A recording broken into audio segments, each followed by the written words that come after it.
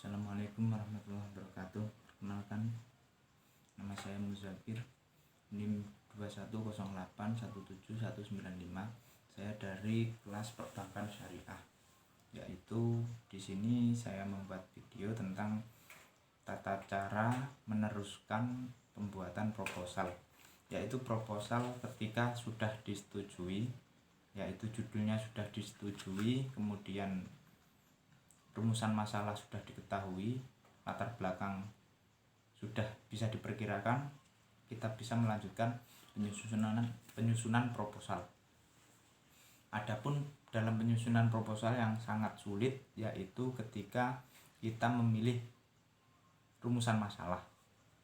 Rumusan masalah itu nanti menggambarkan tentang pentingnya masalah itu untuk kita jabarkan, untuk kita bahas, untuk kita jelaskan. Kemudian latar belakang masalah. Latar belakang masalah itu termasuk tentang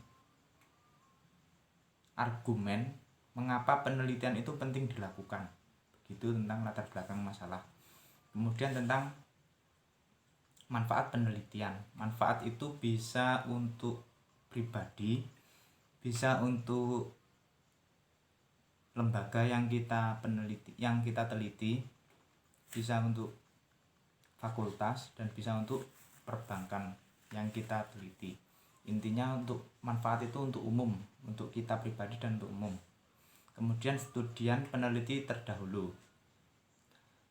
Peneliti terdahulu itu mencakup tentang jurnal-jurnal dan karangan-karangan atau skripsi-skripsi yang sudah dibuat oleh para pendahulu, seperti kakak tingkatan atau seperti skripsi siapa yang sudah sarjana, yang sudah lulus S1, itu bisa kita gunakan jurnalnya, skripsinya untuk menjadi referensi.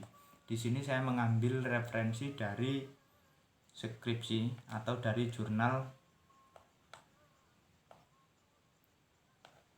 Studi Pemahaman Nilai-nilai Syariah pada Praktisi Perbankan Syariah.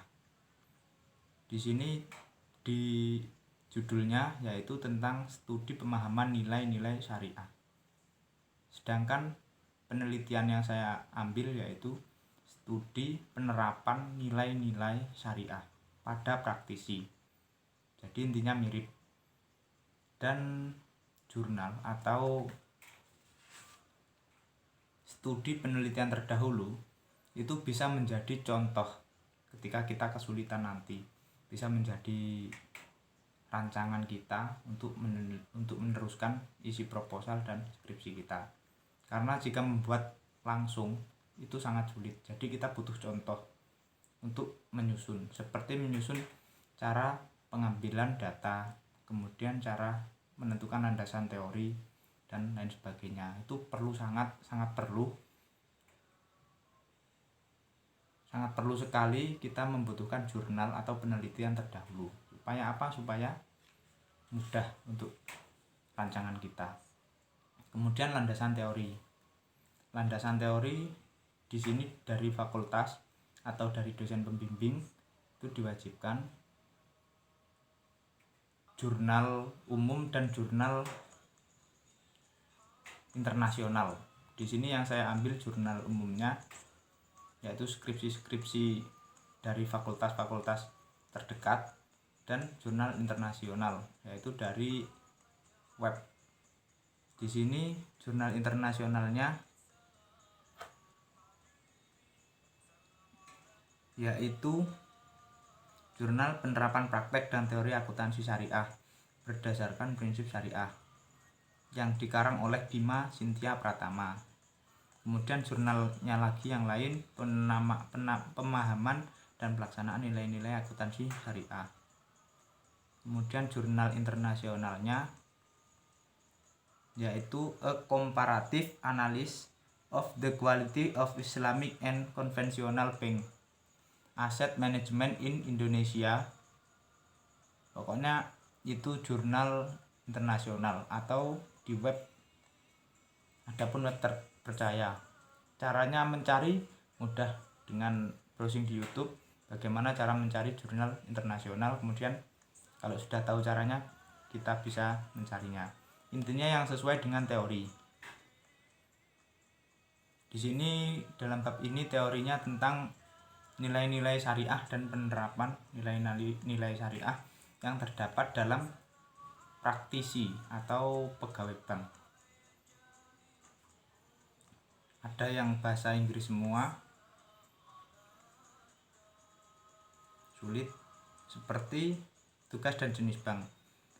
Ferenczi mengumumkan terdapat 2 tugas yang dapat dipenuhi oleh bank, yaitu sebagai perantara kredit dan menciptakan kredit. Sebagai perantara kredit, yaitu bank memberikan kredit kepada pihak ketiga.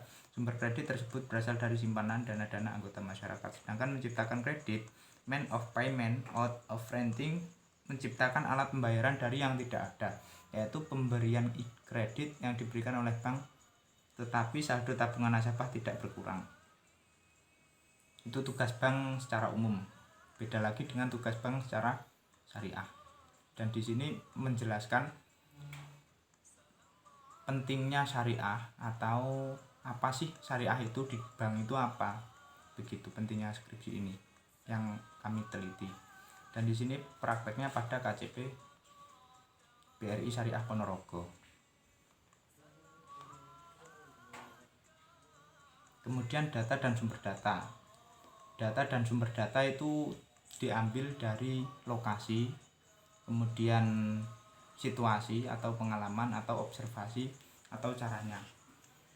Di sini belum saya ambil sumber datanya karena belum ada surat perintah atau surat izin untuk meneliti di Lembaga Perbankan Syariah Bank Syariah BRI di KCP Ponorogo.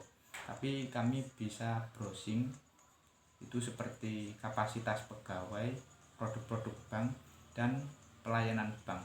Itu pun kami ambil dari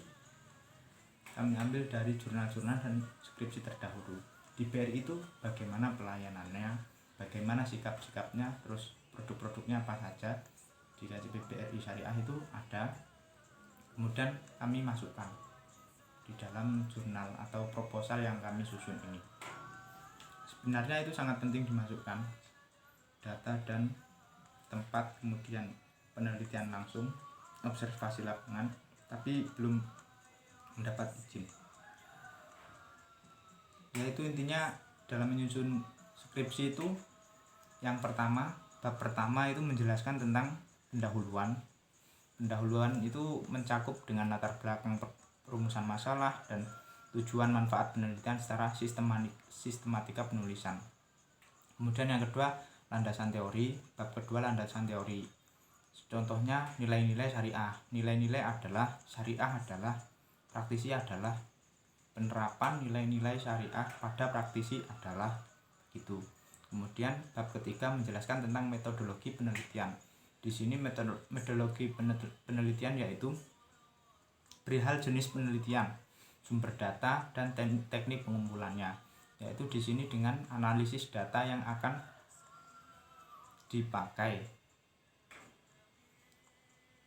Biasanya di sini menjelaskan tentang penelitian kualitatif atau kuantitatif. Dan yang saya ambil ini penelitian kualitatif. Jika mencari data, observasi langsung, bertanya langsung bisa, membuat surat angket bisa, dan kuesioner juga bisa dalam bab 3. Intinya proposal itu bab 1, bab 2, bab menyangkut bab 3. Kemudian dalam skripsi itu bab 4 gambaran umum perusahaan atau gambaran umum tentang bagaimana perusahaan ini, bank ini, begitu. Kemudian bab 5 analisis dan pembahasan atau hasil akhir. Setelah semua teori dimasukkan, kemudian teori dimasukkan, data dimasukkan, dan semuanya sudah lengkap, sudah di ACC, sudah benar, baru kita bisa menyusun bab 5 dan bab 6 gitu. Mungkin cukup ini penjelasan singkat dari penyusunan proposal yang saya lakukan. Proposal saya berjudul penerapan nilai-nilai syariah pada praktisi perbankan syariah Bank BRI Syariah KCP Ponorogo. Adapun banyak kesalahan dan kekurangan, saya mohon maaf yang sebesar-besarnya karena dalam hal ini saya masih belajar. Tentunya kita sangat butuh banyak sekali buku referensi dan bimbingan dari dosen-dosen semuanya. Di sini saya membawa buku pedoman yaitu seperti ini. Buku ini sangat bermanfaat dalam membimbing atau menjadi acuan kita dalam menyusun proposal dan skripsi. Sekian, terima kasih. Saya akhiri. Wassalamualaikum warahmatullahi wabarakatuh.